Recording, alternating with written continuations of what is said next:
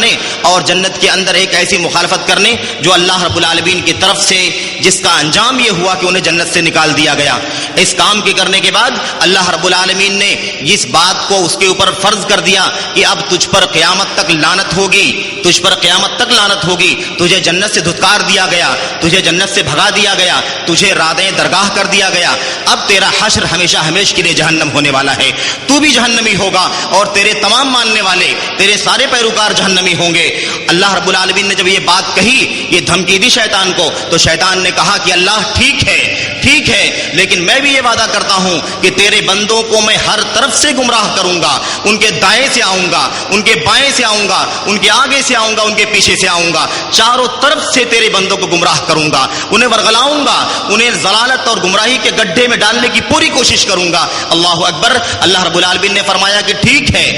ہے تیرا وعدہ، تیرا چیلنج قبول کرتے ہیں، لیکن میرے وہی بندے گمراہ ہو سکتے ہیں جو حقیقت میں میرے بندے نہیں ہیں، ورنہ جو واقعی میرے بندے ہیں، مخلص ہیں، موحد ہیں، میرا تقوی اختیار کرنے والے ہیں، واقعی میری عبادت کرنے والے ہیں، ایسے میرے بندے کبھی بھی تیری دام فریب میں نہیں آ سکتے، تو کبھی انہیں گمراہ نہیں کر سکتا۔ بہرحال میرے بھائیوں، اس سے اتنی بات ضرور ثابت ہوتی ہے کہ اللہ رب العالمین نے شیطان کو دنیا کے اندر جو بھیجا، آزمائش کے لیے بھیجا، ایگزام کے لیے بھیجا، امتحان کے لیے بھیجا ہے۔ اسی لیے انسان کو چاہیے کہ وہ ہمہ وقت اپنے آپ کو چوکنا رکھے، ہمیں ہمہ وقت اپنے آپ کو بیدار رکھے، ہر گھڑی، ہر پل، ہر لمحہ یہ سوچے کہ کہیں میرے پیچھے کوئی شیطان تو نہیں لگا ہوا ہے، مجھے کوئی ورغلانے کے لیے، ضلالت کے گڈھے میں ڈالنے کے لیے متعین تو نہیں ہے، میرا یہ کام کتاب و سنت کے مطابق ہے یا نہیں ہے، میرا یہ عمل جائز ہے یا ناجائز ہے، میرا یہ کام حلال ہے یا حرام ہے، میرا یہ کام اللہ کو راضی کرنے کا کام ہے یا اللہ کو ناراض کرنے کا کام ہے۔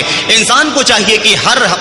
گھڑی، ہر پل اور ہر لمحہ اس چیز کی تیاری میں رہے، ہمیشہ بیدار رہے، ہمیشہ سوچے، ہمیشہ اس فکر میں رہے کہ اس کا ایک ایک قدم اللہ کی رضا کے لیے اٹھنا چاہیے، اس کا ایک ایک قدم اللہ رب العالمین کو راضی کرنے والے عمل کے لیے اٹھنا چاہیے، اس کا ایک ایک قدم شیطان کی مخالفت کے لیے اٹھنا چاہیے، یہ انسان کو فکر ہونی چاہیے۔ بہرحال میرے بھائیوں، تمہید میں تفصیل میں زیادہ نہ جاتے ہوئے آئیے موضوع کے اندر داخل ہوتے ہیں، موضوع میں داخل ہوتے ہیں۔ نبی کریم صلی اللہ علیہ وسلم نے اپنے صحابہ کرام کی تربیت، اپنے صحابہ کرام کی ٹریننگ اور ان کی تربیت کیسے کی تھی، صحابہ کرام کس طریقے سے نبی کریم صلی اللہ علیہ وسلم کی زندگی کے زمانے میں قرآن کریم کو فالو کیا کرتے تھے، کس طریقے سے نبی کریم صلی اللہ علیہ وسلم کی سنت کو فالو کیا کرتے تھے، کس طریقے سے وہ اپنی زندگی کے لمحات میں حلال و حرام کی تمیز کیا کرتے تھے، کس طریقے سے وہ جائز و ناجائز کی تفریق کی فکر میں لگے رہا کرتے تھے۔ آئیے ذرا دیکھتے ہیں، ہم بھی انسان ہیں، وہ بھی انسان تھے، وہ بھی بشر تھے، ہم بھی بشر ہیں، لیکن اللہ اکبر،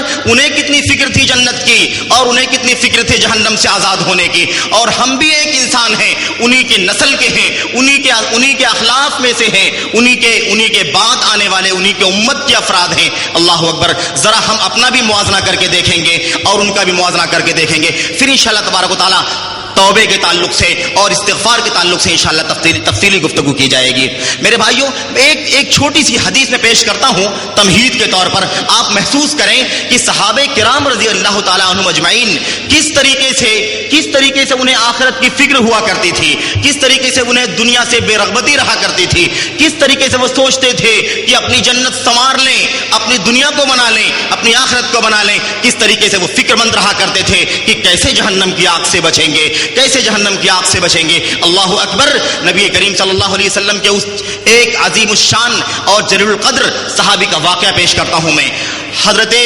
حضرت حنظلہ کو سب لوگ جانتے ہیں، حنظلہ غسیل الملائکہ، جن کی یہ فضیلت ہے کہ انہیں فرشتوں نے غسل دیا تھا، غزوہ احد میں شہید کر دیے گئے۔ غسیل الملائکہ حضرت حمزہ کا واقعہ ہے۔ حضرت حمزہ رضی اللہ تعالیٰ عنہ کی ملاقات ابو بکر صدیق رضی اللہ تعالیٰ عنہ سے ہوئی، تمہید ہے یہ۔ ابو بکر سے ملاقات ہوئی، ابو بکر صدیق رضی اللہ تعالیٰ عنہ سے انہوں نے کہا کہ اے صدیق اکبر، حنظلہ تو منافق ہو گیا، نافق حنظلہ، حنظلہ منافق ہو گیا۔ صدیق اکبر نے کہا کہ حنظلہ کیسی بات کرتے ہو، कैसी बात करते हो, मुनाफिक कैसे हो जाओगे, क्या माजरा है? कहा अल्लाह की कसम है, मामला ये है कि जब तक हम अल्लाह के नबी सल्लल्लाहु अलैहि वसल्लम के मजलिस में रहते हैं, आपके साथ में बैठते हैं, आपकी मजलिस में उठना बैठना होता है, आपकी बातें सुनते हैं, आप जन्नत की बातें बताते हैं, आप जहन्नम की बातें बतलाते हैं, आप हमें आखिरत में मिलने वाली नेमतों का वादा करते हैं, और दुनिया में होने वाली जो कदूरत है, जो गंदगी है, जो अजाब है और जो लानत है, जब उसकी बुराई करते हैं तो ऐसा लगता है कि पूरा दिल अल्लाह से लग गया, पूरा दिल अल्लाह से लग गया, दुनिया की कोई जरूरत बाकी नहीं रह गई, सिर्फ अल्लाह अल्लाह की फिक्र हो जाती है, सिर्फ जन्नत की तड़प, सिर्फ जहन्नम से बचने की तड़प, ये हमें सताती है बस, और हमें कुछ याद नहीं रहता है। लेकिन जब हम अल्लाह के नबी के मजलिस से बाहर निकल करके आते हैं, जब मजलिस से बाहर निकल करके आते हैं, घर में जाते हैं, बच्चों से मुलाकात होती है, बीवी से मुलाकात होती है, और कारोबार में फंस जाते हैं, धंधे में, बिजनेस में, लेन देन में, खरीदो फरोख्त में हम फंस जाते हैं, तो ऐसा लगता है कि सब भूल गया, आखिरत की फिक्र खत्म हो गई, जन्नत की फिक्र खत्म हो गई, जहन्नम में दाखिल होने का डर खत्म हो गया, सिर्फ दुनियादारी, सिर्फ बिजनेस, सिर्फ तिजारत, सिर्फ कारोबार, बस इसके अलावा कुछ भी, सिर्फ इसके अलावा कुछ भी बाकी नहीं बचता है, इसके अलावा कुछ भी बाकी नहीं बचता है, हमें सिर्फ इसकी फिक्र होती है। तो मुझे ऐसा लगता है कि हमारा ईमान मुकम्मल नहीं है, हमारा ईमान नाकिस है, और हम सच्चे पक्के मोमिन नहीं हैं, बल्कि मुनाफिक हो चुके हैं। अल्लाह अकबर। सिद्दीक़ अकबर ने कहा, सिद्दीक़ कायनात ने कहा कि ऐ हंज़ला कैसी बात करते हो, जो तुम सोच रहे हो, जैसा मामला तुम्हारे साथ पेश आ रहा है वैसे ही मामला हमारे साथ भी पेश आता है। हमको भी महसूस होता है कि अल्लाह के नबी के मजलिस में है तो जन्नत याद आती है, आखिरत याद आती है, अल्लाह की फिक्र होती है, आखिरत की फिक्र होती है, दुनिया भूल जाते हैं, ज़ुहद, वरा, तकवा, लिल्लाहियत के सिवा कुछ दिखाई नहीं देता है। लेकिन जब हम अल्लाह के नबी के मजलिस से बाहर निकलते हैं तो हमारी भी वही कैफियत होती है जो कैफियत तुम्हारी होती है। तो मुनाफिकत की क्या बात है? उन्होंने कहा कि नहीं, चलो अल्लाह के नबी सल्लल्लाहु अलैहि वसल्लम से मुलाकात करेंगे, अल्लाह के नबी सल्लल्लाहु अलैहि वसल्लम से मुलाकात करेंगे, वहां जाकर के मसला हल करवाएंगे। दोनों सहाबे किराम अबू बकर सिद्दीक और हंज़ला रजी अल्लाह ताला अन्हुमा नबी करीम सल्लल्लाहु अलैहि वसल्लम की खिदमत में पहुंच जाते हैं। वहां पहुंच करके हंज़ला पहले बोल पड़ते हैं, कहते हैं या रसूल अल्लाह नाफका हंज़ला, ऐ अल्लाह के नबी हंज़ला मुनाफिक हो चुका है। अल्लाह के नबी फरमाते वमा ज़ाका या हंज़ला, मुनाफिकत की कौन सी बात आ गई, क्यों मुनाफिक हो गए?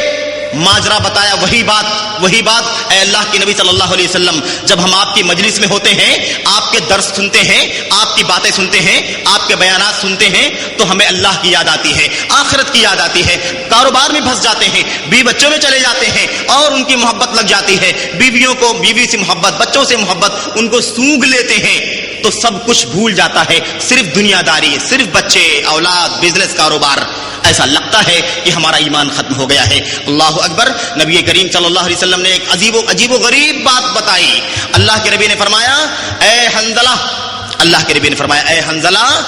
वल्लाहि अल्लज़ी ला इलाहा गैरुहु वल्लज़ी नफ्सी बियदिही लौ कुंतुम कमा तकूनूना इंदी लसाफ़हतकुमुल मलाइकतु फी तुरुकिकुम व अंतुम फी फुरुशिकुम। अल्लाह के नबी ने फरमाया कि ऐ अल्लाह की कसम जिसके हाथ में मोहम्मद की जान है, उस अल्लाह की कसम जिसके हाथ में मोहम्मद की जान है, जो तुम सोच रहे हो, जो तुम्हारी सोच है कि जो तसव्वुर, जो जज्बा, जो फिक्र, जो उमंग, जो तड़प तुम्हारी मेरी मजलिस में रहा करती है, वही मजलिस, वही यहां से जाने के बाद भी कायम रहे, यहां से जाने के बाद भी वही ईमान, वही ताजगी, वही मोहब्बत, वही लिल्लाहियत, सब वैसे ही रहे। अल्लाह की कसम है, अगर ऐसा हो जाएगा तो फरिश्ते आसमान से उतर करके तुम्हें रास्ते में सलाम करेंगे और तुम्हारे बिस्तर पर आ करके तुमको सलाम और मुसाफा करेंगे। इसलिए यह मुमकिन नहीं है, यह नहीं हो सकता है। तुमसे गलतियां होंगी, तुम जब मेरी मजलिस में रहोगे तो अल्लाह की याद आएगी, मजलिस से निकल जाओगे, दुनियादारी में फंस जाओगे तो जरूर ईमान के अंदर कमी आ जाएगी। फिक्रमंद होने की जरूरत नहीं है। अल्लाह अकबर। मुझे वाकया नहीं बतलाना है, मैं कहना यह चाहता हूं कि नबी करीम सल्लल्लाहु अलैहि वसल्लम ने अपने सहाबे किराम की तरबियत कैसे की थी, सहाबे किराम का ईमान कैसे समारा था, कितनी फिक्र थी उनको आखिरत की, कितनी फिक्र थी उनको जन्नत की, कितना फिक्रमंद रहा करते थे वो जन्नत के हासिल करने के बारे में। वो सोचते हैं कि अल्लाह के नबी, हम बाहर निकलते हैं तो तसव्वुर चेंज हो जाता है, हमारा मूड चेंज हो जाता है, हमारा ईमान कम हो जाता है, ऐसा लगता है ईमान खत्म हो गया, मुनाफिक हो चुके हैं, ईमान बाकी नहीं बचा, मोमिन बाकी नहीं रह गए हैं। मेरे भाइयों, ये भी एक जज्बा था सहाबे किराम का, आखिरत की फिक्र थी, लिल्लाहियत, खुलूस, تقوی، اللہ کی محبت، دنیا سے بے رغبتی، دنیا سے نفرت، دنیا کو لعنتی ماننا، یہ ان کے جذبات تھے، ان کی فکر تھی، ان کی سوچ تھی. ہم بھی ایک ہیں. اللہ اکبر. یاد رکھو کہ انسان غلطیاں ضرور کرتا ہے، انسان غلطیاں کرے گا، کیونکہ انسان بشر ہے. انسان بشر ہے، خطائیں اس کی مٹی کے اندر ہیں، غلطی اس کی شرست میں، اس کی مٹی میں ڈال دی گئی ہے. اللہ رب العالمین نے ہمیں بتایا ہے اور اللہ کے نبی نے بتایا ہے کہ تمہارے باپ آدم سے غلطی ہوئی ہے، ان کی اولاد سے بھی غلطی ہوگی. اللہ اکبر. اخطا ابوکم، تمہارے باپ نے غلطی کی ہے، تمہارے باپ، تمہارے دادا جان حضرت آدم علیہ السلام سے غلطی ہوئی ہے، بھول چوک ہوئی ہے، تو اولاد سے بھی غلطی ہوگی، اولاد بھی بھول چوک کرے گی، اولاد سے بھی خطائیں ہوں گی. اس میں کوئی شک کی بات نہیں ہے.